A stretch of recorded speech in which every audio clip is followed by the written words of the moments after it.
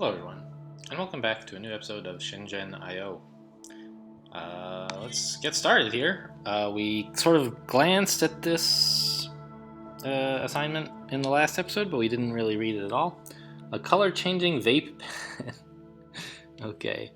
This new idea is going to be big. How big? Well, you might be talking to the guy who negotiated a deal to make all the light-up, color-changing vapes that Cool Dad is going to give away on this year's global tour. Wow. Millions of vape pens are going to be given away. We get color values in, then we control some LEDs to get the shade we want. Okay. Little tip, see the triangle at the beginning of an XBus data packet? That's when all of those values in that packet are coming in. It's not one per time unit. Yeah, I knew that. I'm not sure what he's telling me here. All those values in that packet are coming in. Huh. Okay. Shame the Cool Dad's actual music, if you can call it, sounds like 2008 dubstep with parliamentary debate. If the parliament were populated by screaming the cause. Okay, create a working design for this product. Click.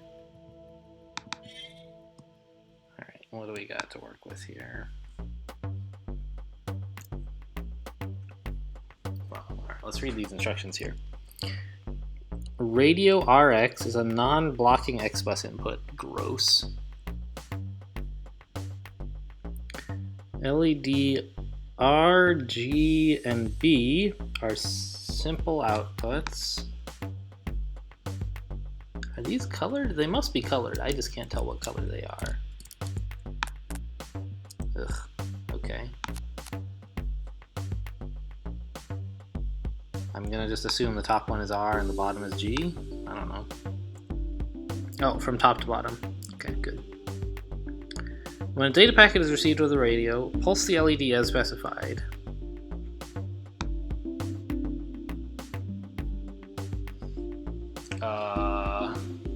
What? Oh, I see. The data packet has 4 pieces somehow. Red, green, and blue intensity, and then a pulse duration. And if we get a new packet while we're in the middle of one pulse, we should stop the one we're in the middle of and switch to a new one. Okay. Well, it sounds like this is going to be a great tool to have in handy, right? We'll just send a 3-digit number over the XBus. Wait. I don't remember actually how this works. Let's go read the specs for the DX300. Digital I/O expander. Write to an XBus. Oh, they just turn the pins on or off. They don't, like, you can't use it to control intensity or size of the wire, just whether there's any data on the wire at all. So I'm not sure actually if this is going to be that useful. Okay, well, let's look at the verification. So we somehow get all 4 of these at once in a single time unit. Yeah. And then, yeah, okay, I see what it's saying. Yeah, so that's what he was talking about with the arrows, is these 4 packets are all coming in after the first time step.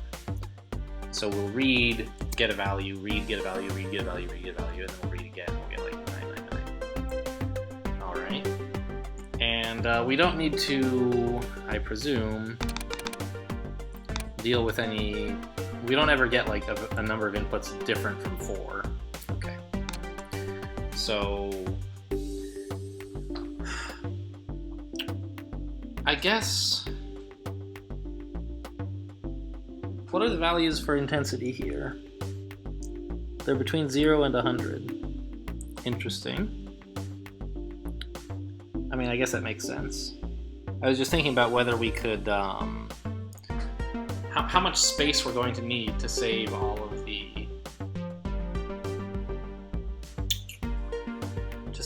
our state, right? Because we kind of have like 4 pieces of state. We have how bright each of the colors should be and how much longer the pulse will go on for. And that's the state we need to persist in between time steps. And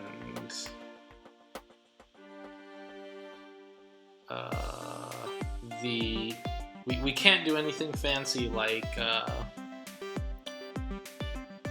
store the red and the green together in the same thing encoded in some fancy way, because the largest number we can hold is 999, right?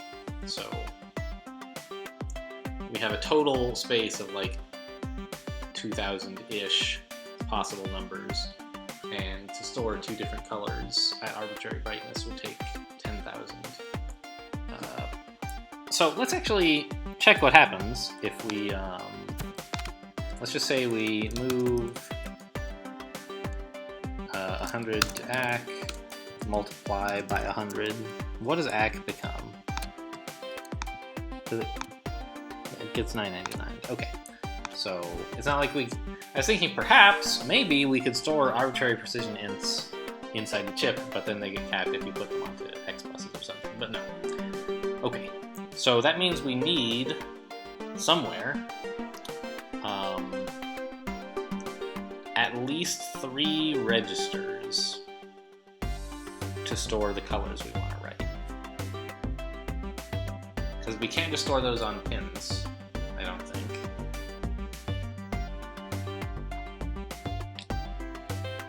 And we probably need a 4th register. We need a 4th register as well to store the length of the thing, but that doesn't necessarily have to be on a different chip.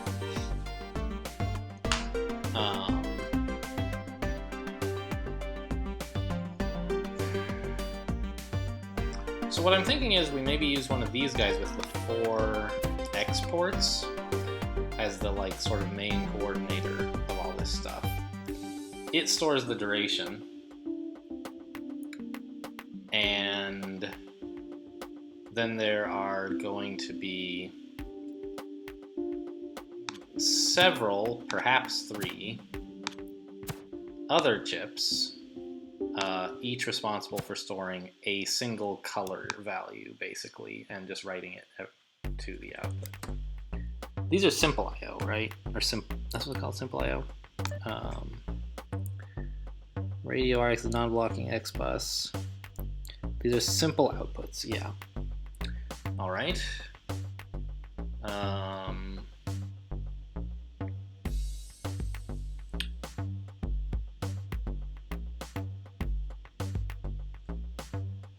Yeah, this looks okay. And these guys will just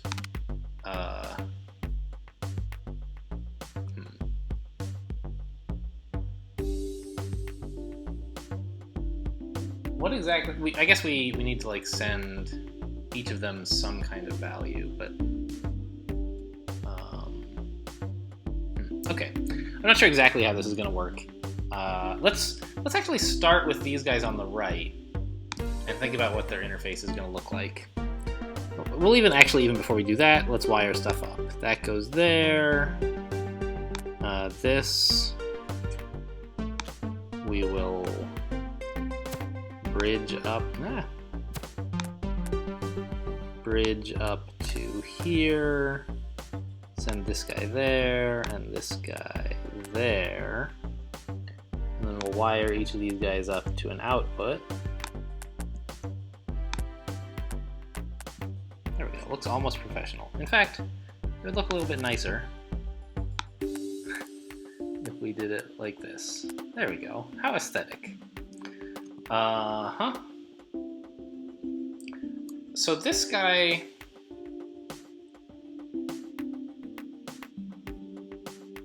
kind of needs like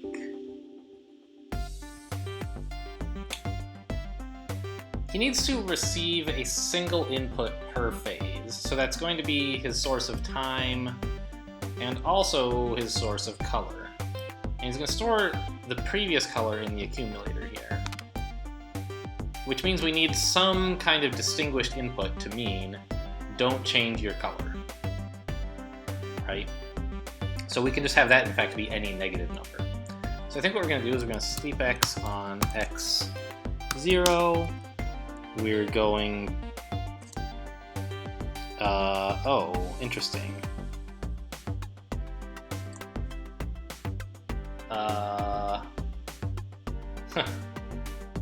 I was thinking, okay, we'll just test whether it's negative, and if not, copy it to ACK.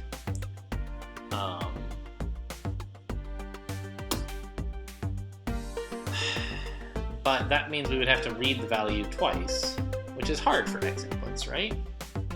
XIO, whatever, x plus. You can't easily read a value twice.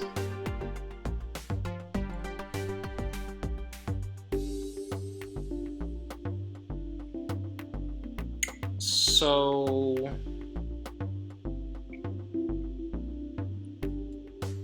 huh.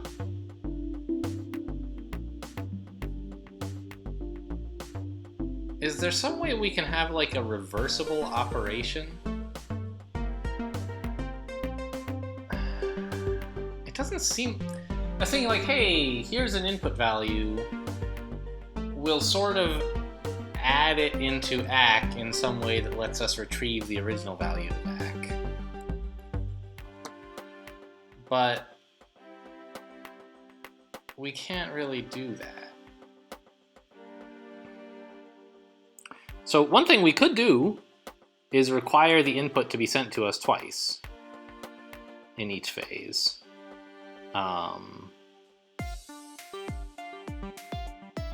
But that doesn't seem good at all. Because then there's like, how much work can this guy possibly get done in one phase, right? He's got to write 6 outputs, and he's only got 9 instructions. You know, actually, even if we write these guys so that they only need 1 input,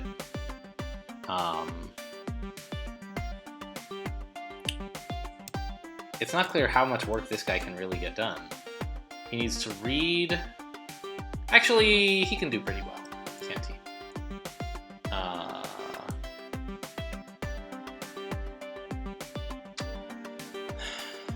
Let's see. I think we can make this guy write each input once pretty cheaply, because we don't even have to pay for the read. Because we can use a single instruction to both read and write. By like, you know, move x0 to x1, basically. For all instructions except the first, where we'll have to be a little more careful. Oh, God. Which reminds me, we don't have enough space to store our timer anywhere, because we're going to have to read the input into ACK so we can decide whether it's doing something or not.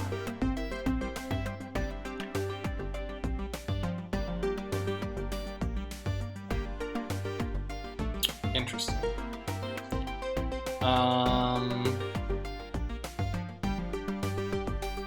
So we probably need one more chip? Ugh. That is responsible for storing the clock signal?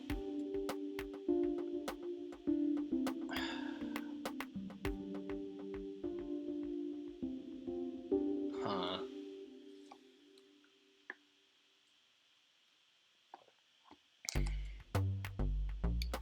Well, if that's the case, then each of these guys is getting 2 inputs per phase, right? And we can use that to let them, like, they can get the color input and then get a time input. And if the time input says 0, then they'll set their color to 0. After having set it to whatever other value.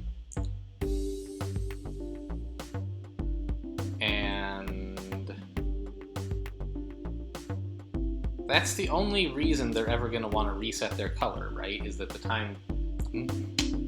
No, because...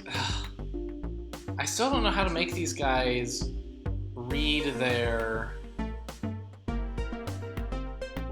color from this guy in a way that, like, you can afford to send them.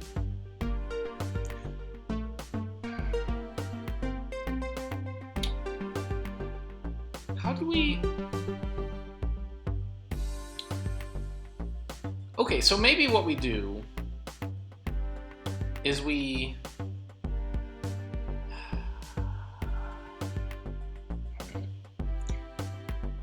It's a little bit hard to use this X-bus, right? Because these guys want to read the value and then do something based on what it is without modifying their accumulator. So we don't have enough... Well, if we move things around, maybe we could upgrade each of these into a larger one with a DAT register.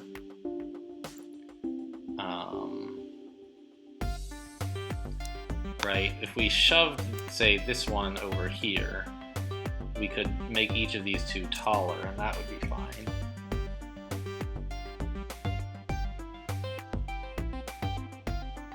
But that seems awfully expensive.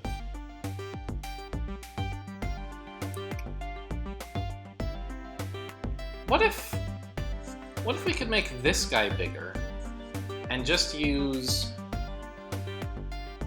the same X-bus wire to communicate with all three of these guys? I think that ought to be okay. Huh. Since we learned that...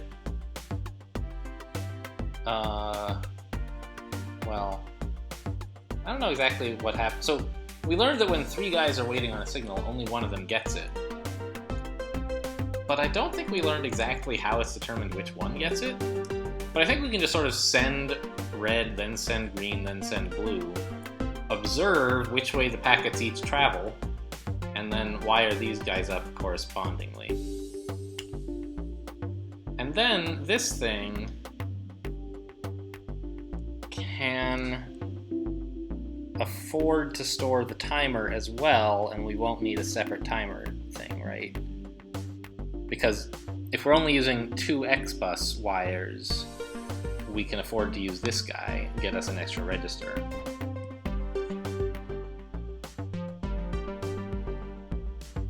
That seems okay. Man, sometimes I wonder how much off-camera work Scott Manley does. Because I know he does some, at least for like for his Kerbal videos, he does a ton of off-camera work, and like a lot of what he does on camera is just showing you how it works. But I know he's also like doing stuff real fast in his head, and some stuff it seems like he must do actually on the fly.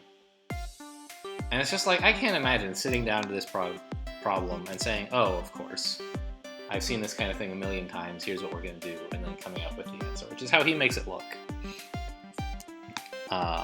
But okay, we're thinking this through and coming up with answers.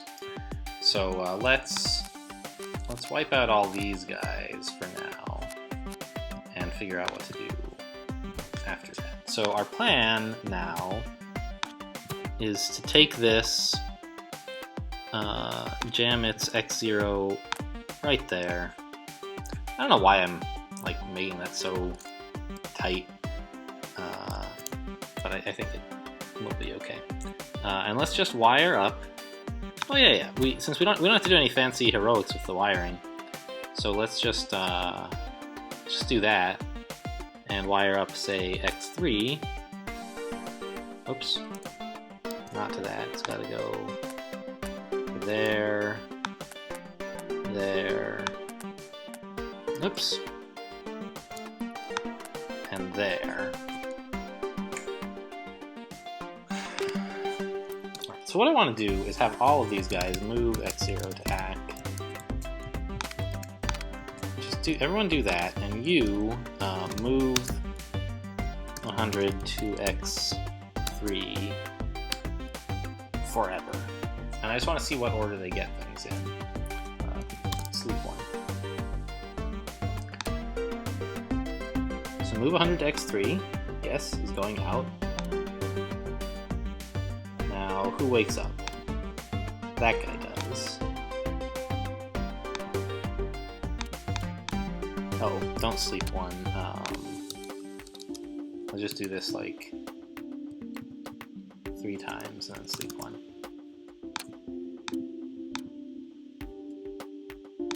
So you got that message. Yeah, okay. That's sort of a problem. So the problem is that they get to continue operating.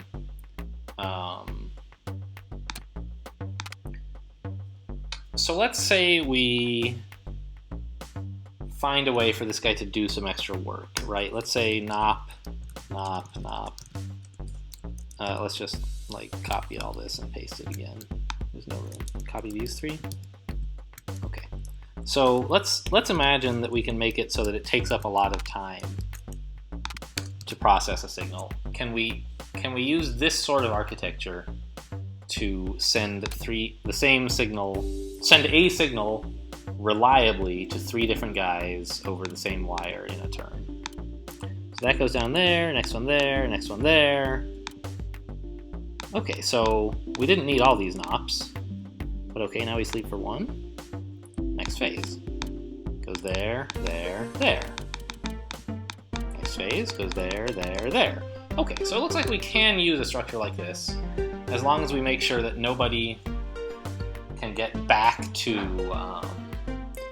their read too fast.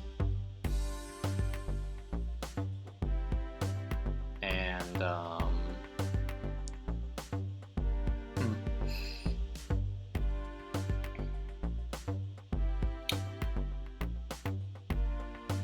I'm trying to remember exactly what I needed the second input for. And it's for sending the time, right? So I think I still need to send them the time separately somehow.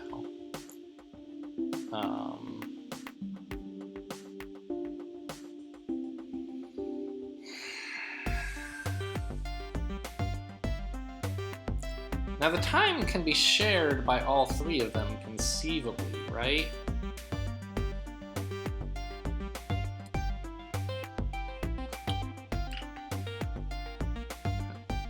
So one thing we could do is hook time up to another shared XBus wire and just send it 3 times, assuming we can make the wiring work out for that. It seems a little complicated, but I think we can.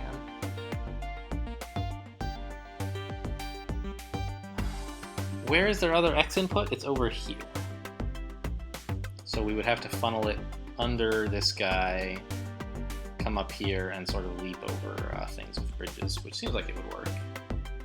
And we would just send the time 3 times, and each of these guys would receive the time, and if it's 0, they would set their color output to nothing, and otherwise they will write their color output to the pin. In fact, they'll always write their color output to the pin, but okay. So it looks like we may have to do a little rewiring. But I think this is the general structure. This large pin chip is going to handle reading and decrementing the time. So do we have any inputs that say how long? This time is 999, very funny. So that means forever until a new input arrives. So this guy sends in a 2. Yeah, I mean, it lasts for 2 times, it's fine. So we will decrement the time after sending it, I guess. Sure. Alright, so this guy is, I think, going to be the most complicated one to write. Let's try to prove that by writing one of these guys. So what are we going to do? We're going to sleep. Now, I think we're probably going to have to erase this so we can move the chips around, but I guess we don't have to actually erase it. We can just move the chips and leave them alone. So let's sleep on X0.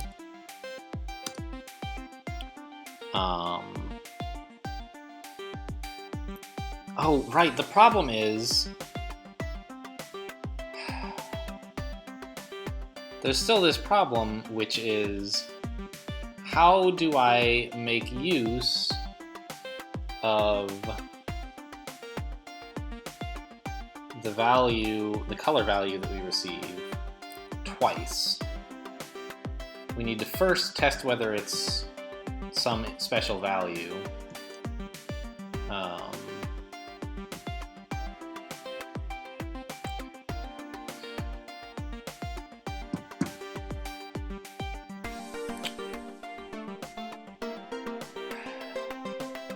Do all of these guys need to be giant chips? I don't like that.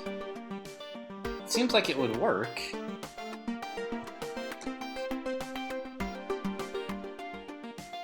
It's gonna make the wiring hard, even.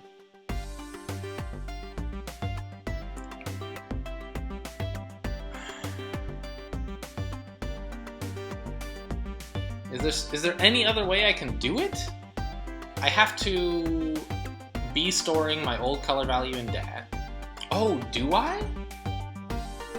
Oh, maybe I don't. I was imagining I was going to be storing my old color value in ACK, and every cycle writing to the output a color, either the one I'm storing or 0 if it's time to reset. But I can actually just not write anything to the pin if I was told not to make a change.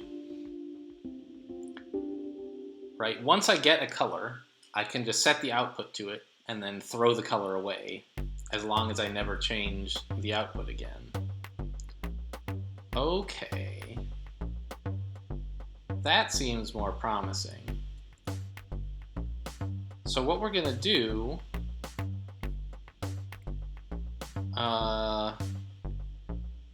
is the following.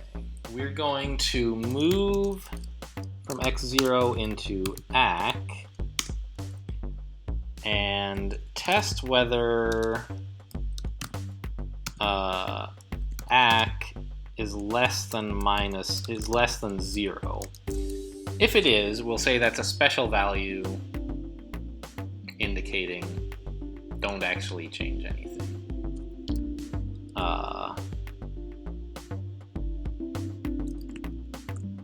So that means if it wasn't less than 0, we should move ACK to P1, actually setting the color of this thing.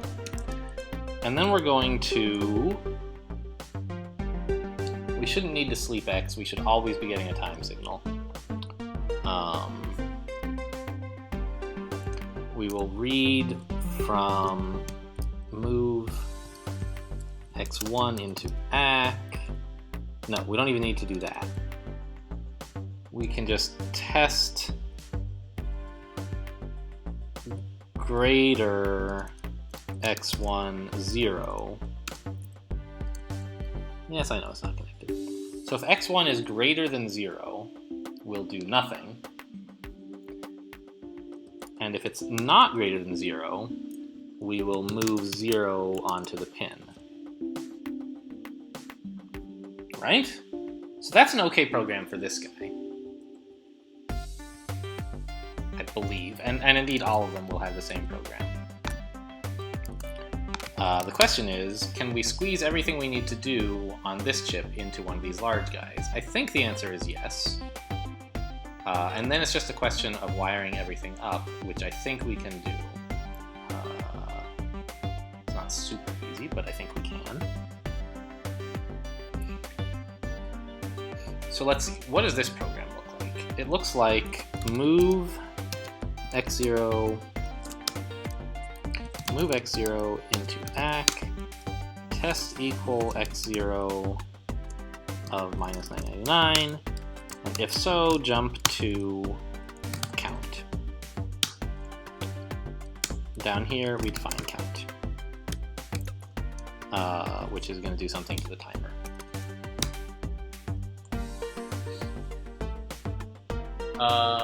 And dat is going to store our timer value. And we can just leave it uninitialized at 0 at the beginning of this whole process, I think. Okay, so fine. That didn't happen, so what do? We just move x0 to x3 3 times, and we move x0 to dat once. That's our timer value.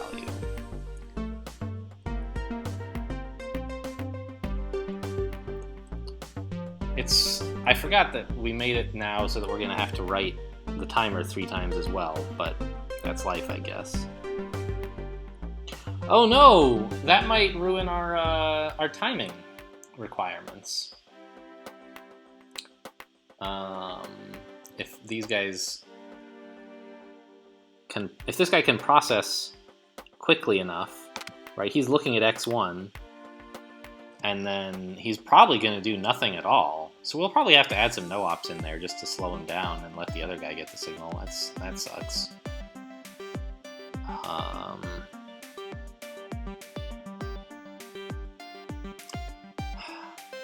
We could try to somehow communicate the timer over direct input or simple I/O. But I don't think that's going to work because we get the time last. Maybe these guys could sleep for a certain amount of time. Oh, instead of a bunch of no-ops, we could have them... No, because sleep is time, not instructions. We could just tell him to sleep for 1 unit of time, which is enough no-ops that he'll never receive anything again for the rest of this sleep 1. Okay. So that means, actually, we don't have to do this. So earlier I said there was no difference whether we sleep on X or sleep on... Or actually, maybe that was in the last episode. I don't know. But I think this is important because we can read... Each of them is going to read from the color input once, and then block waiting for the time input, and then sleep because they're done for the cycle. Okay. Now what are we going to do? Now that we've moved x0 into dat, I believe it is time to move dat to x3 3 times. And then subtract... Wait, how do I decrease dat? Are you kidding me?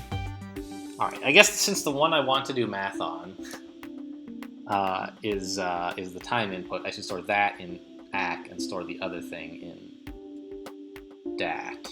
Right, so let's move this into dat. Move all this stuff around, move this into ACK.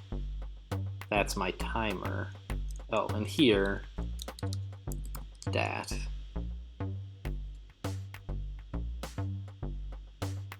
Right.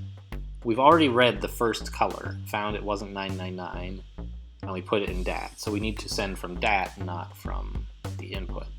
But then the other ones, we need to just read the input again. And the last thing we read is going into ACK, which is our time source.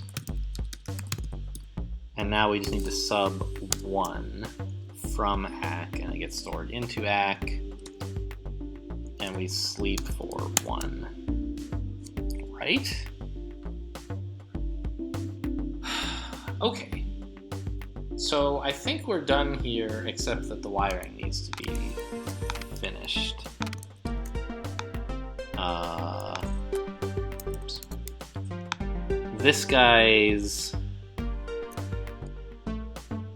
Where did I decide to write? X?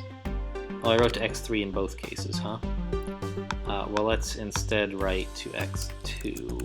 There we go. So we need to keep all of the wires we currently have, but also add another. So here's how I think we can do this. First, let's scoot all this up by 1.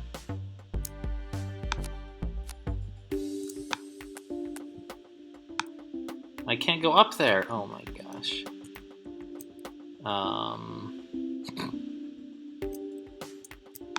Alright, well this guy can be a bit of a special snowflake. Here we go. No, that's not enough either, is it?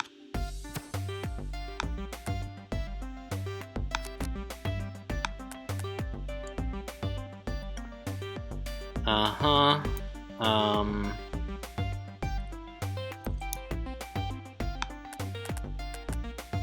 There. Now, one thing to keep in mind is I don't know that I have the colors lined up right. Oh, that could be important. Yeah, this guy is R, this is G, and this is B, so they're actually completely upside down.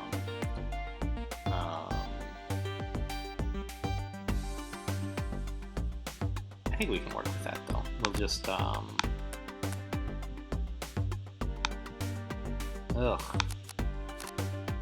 Blech. Wiring all this up is getting a little tricky, isn't it?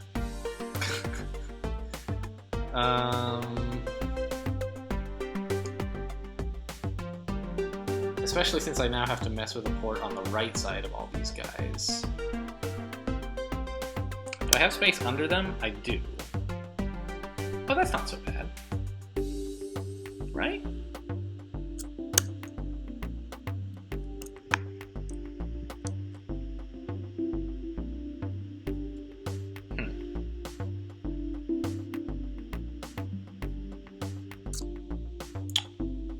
I wish I could confirm which way the colors are getting sent now, because it might be a little bit awkward to rewire them. Like, before, of course, it was first to here, then to here, then to here, which means I would need to flip all these around, but since I moved how this first one is going, maybe this guy's going to get the first one. I don't know. And I'm not sure that I can put things in a place where it's possible to rewire. Okay, well, so the first thing this is making clear to me is that horizontal space is at a humongous premium, and I should do something like this to get as much of it as I can. You know what? Let's start by deleting all the wires we have. They're just going to make things more complicated. We can put them back once. Oh, I see. If I move the mouse out of here, the right click stops working. Alright, so now we're going to squeeze this guy like here. In fact, can we do this? I don't think so, but let's try. No, that doesn't wire up. Okay, so we have to do this.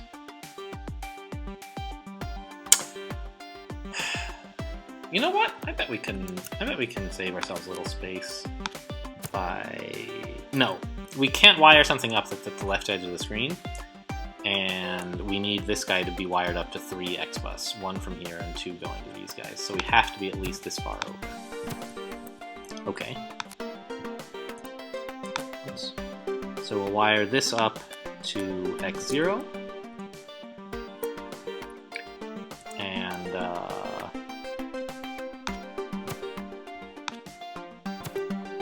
something looking like this maybe. Wire up X3 to the left side of all these guys.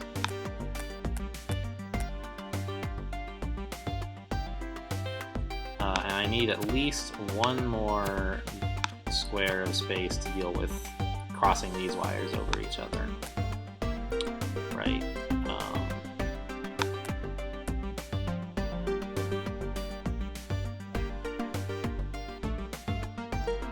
Actually, let's use X1 as our time outputting thingy. That means that I don't need to worry about crossing wires in that area.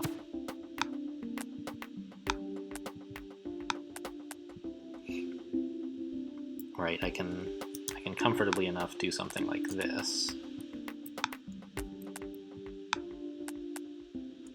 I think I have to go south here earlier, so let's just go south immediately so we can sort of Yeah. And we can do this without interfering with the P inputs at all. Okay, now we've bought ourselves quite a bit of space over here to do shenanigans with crossing over their various P value thingies.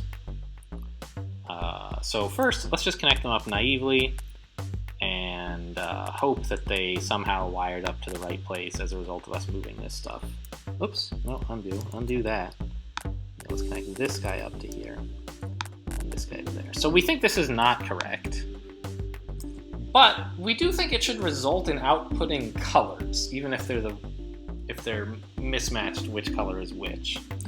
And then once we've verified which signals get sent where, we can just cross these wires over each other so they go to the appropriate places. So let's see if we're right. Does any of this work at all? We read a value, put it in DAT, tested if it was 999. It was. So we jumped to count. Oh no! That's interesting. It means that these guys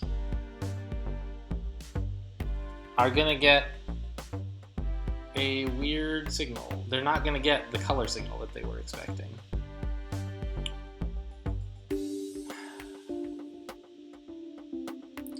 Okay.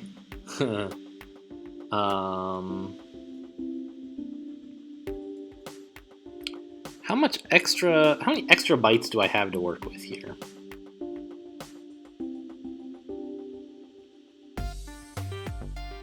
Not bytes, program instructions. How many program instructions do I have to spare?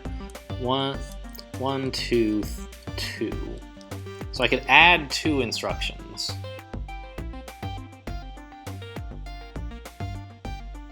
I think I can actually do that.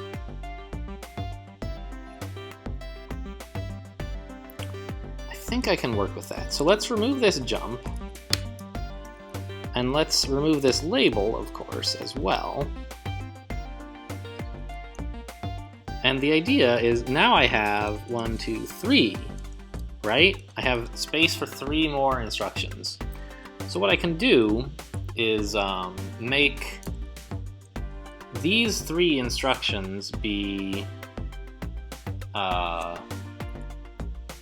things that we do only if that test didn't happen. So if the input was not -999, then we'll write new color values and a new time thingy. And we'll read the time thing. Otherwise, we'll just send each of them a negative number. Yeah, I forgot we had this whole negative number thing going.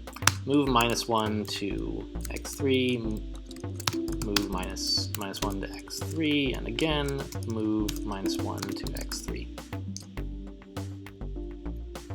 So now they're each going to get the color input they're expecting, and they'll check whether it's -1, and if so, do nothing fancy. And then they'll wait for a time input. Okay, let's see how it looks this time. So we're moving into DAT. We detected it was 999, so we're not going to read any more stuff. Instead, we are going to send a -1 to first that guy, who apparently is green, and then this guy, who is red, and that guy, who is blue, and then we're going to move ACK, which is our timer, to X1, send it out over the other X bus, their timer input source. And they're going to get it and say, is it greater than 0? Wait, I lost track of who got it first, but okay. This guy is now, he's in the minus state. It wasn't greater than 0, so he's writing 0 to his pen. Okay, so this looks right. Oh, Jesus Christ. This looks right to me, aside from the fact that, of course, we're writing the colors the wrong place. So we just need to get... Oh, it's actually real easy, isn't it? I thought I needed to be a little bit more careful on space than I was. we're just gonna go like this. Oh, we have to skip over 2 things, huh? Actually, we can just reroute and get to it from the back. Is it even possible to jump over 2 of these if we needed to? I'm not sure. But since we have a bridge, we can do this. Wait, can I not wire through this guy? I can, but I just can't see it for some reason. Alright, so let's test how this one works. Let's watch it go. I think we're gonna get the right answer, but who knows? So we read a value, it's a 0. Was it 999? No. So we move it to x3. That's our guy down here responsible for red. He tests whether it was negative. It wasn't, so he actually writes it to the pin. Nothing interesting happens, of course. Now he checks x1, which blocks. So this guy's going to finish writing all of his colors. And then he reads again and sorts it into AC. Now, this guy is still busy like actually writing his color to the output. But okay, now he's done. Wait, 999. Oh, that's that's the right value. Oh my gosh, I forgot that I thought I had some horrible unsigned integer underflow or something like that. But no, that's just actually the length of the pulse. Okay.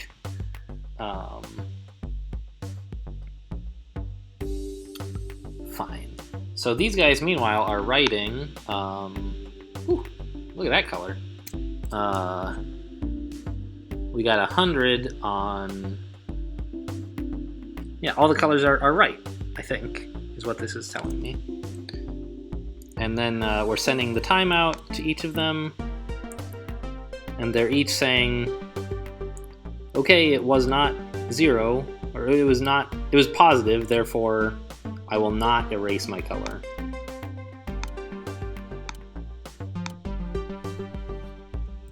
And this guy is now done, so he's going to subtract 1 from his time.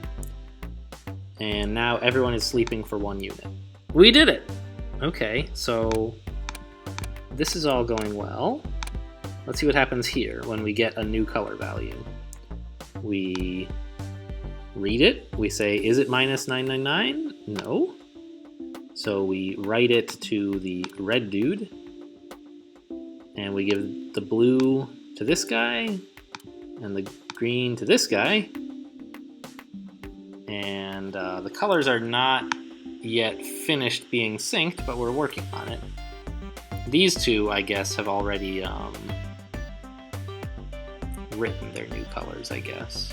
And this guy hasn't yet? Is that right? He tested whether the AC was negative. He found it wasn't. He's now writing the new value. Great. And now we wrote our times. It looks good. Okay, so let's run it. Woo! RT! Look at that! Look at that rave light. Hey, this one was fun. I'm glad we wound up having room on the main board there. That guy was a little nasty. Could easily have run out of space there. I don't know. I probably could have squeezed out the same amount of work in a few less instructions, but I'm not sure how. Huh. Apparently, this is an awful solution to the problem.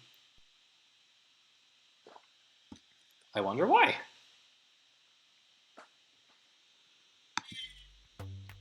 Is there anything obvious I'm missing? Like, it's definitely not the case that the inputs are always either 100 or 0, which is something we could use one of these splitters for. Huh.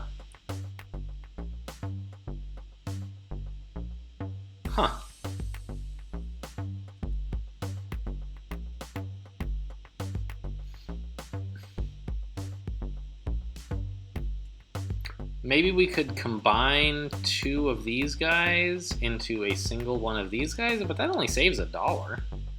That's not meaningful. Huh.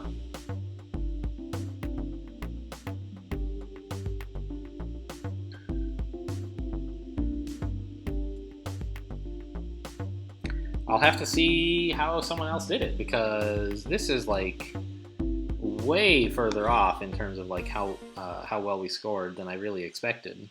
I thought we were going to do quite a bit, like, I don't know, not like amazing or anything, but like we're off the charts in terms of most people did it for 9 using 1 large one and 1 small one somehow. That's not even enough ports, is it? That's crazy. Well, okay, so maybe the big board that we used, this one here, we could have made use, I see, of its 2 simple I/O pins to control 2 of the lights, perhaps. And then just written to 1 other board that would control 1 light. Or I guess it would be more, I don't know, I can sort of see how you might do it in like 10 by using one of these. Oh, I said 9. 9 is 3 of these. I don't even know how you would use that. That's weird. I'm happy enough with my solution. I'm just like, I don't even see what it is I'm missing that would let us do substantially better. But I guess that's sort of the way things are. Okay, well, I'm happy enough with that. Let's get our promotion emails. Greetings all. With every project we take, there are factors we can control and factors we cannot control. We could not control the fact that Cool Dad was arrested and jailed for possession of amphetamines as he attempted to enter Japan, thus canceling the world tour. However, there was something under our control, and that was the terms of the deal. We could have negotiated a better contract that would have allowed us some recourse if something like this happened, instead of leaving us on the hook with 100,000 useless color-changing light-up vapes for us to dump at basement prices just to get rid of them. Wow, the harsh realities of business, huh? And then we have this email, things visitors say. I want to talk about the goofy things visitors here tend to say. Feels like every time a certain kind of Western visitor comes to China and looks around, they go, wait a second, I thought China was communist. Why is everyone shopping at the store? What is up with that? And that's when everyone around laughs because, 1, the dude always thinks he's making some good observation when we've heard that one at least 1 trillion times before. And 2, gosh, it's complicated, okay? What's important is that so many of these guys' impressions of communist China still come right out of the 1970s, and they are so surprised when they get here, like they had no idea that things were changing dramatically here this whole time. Well, hey, you haven't been sitting around doing nothing since Nixon, and neither have we. We've built more than just the factories where all your smartphones and game consoles come from. The world is changing. Empty your mind. Don't cling to your fixed ideas. I believe in you. That's... Okay, well... we have a new project coming up, right? A wireless game controller. Cool. But that is definitely going in the next episode. This one took a while. It was fun. Thanks for watching. Hope you enjoyed, and I'll see you next time.